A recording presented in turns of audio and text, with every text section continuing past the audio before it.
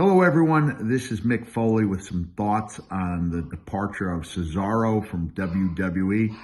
I'm really disappointed because I have been one of Cesaro's biggest proponents for a long time. Ever since I saw him working in the independents in the early 2000s, saw him in Ring of Honor, 2005 or 2006. Vince McMahon just never saw in him what I saw and what so many of you saw, which was a world champion. But in this case, I feel like WWE's loss is the wrestling world's gain because this guy, Cesaro, can work anywhere in the world. While AEW would obviously be a great destination for him, I'd love to see him just venture out because he is one of those guys, just work everywhere because he's one of those guys who can work any style with anyone, tear it down, have a great match.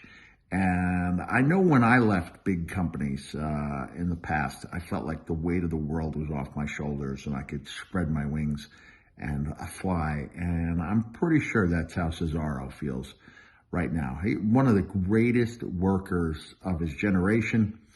And I just hate the idea that he gets branded as a guy that doesn't have whatever it is when so many of us see it in him. Why not give him a run just to see what would happen? I mean, he's come up big every time he's been handed the ball. He's run with it as far as he can until he's asked to hand it back. What a great pleasure it was to work with him when I was the Raw GM. I think the stuff I did with him and Sheamus was my favorite stuff, man. I love putting those guys together. And I remember going to him and explaining to him why he'd been picked so low in the draft. I said, even if it's fictional, in my mind, there has to be a reason. And the reason is that your shoulder is a question mark. I said, otherwise, it's almost ludicrous that you were picked so low in the draft. And when I say low, I mean a high number.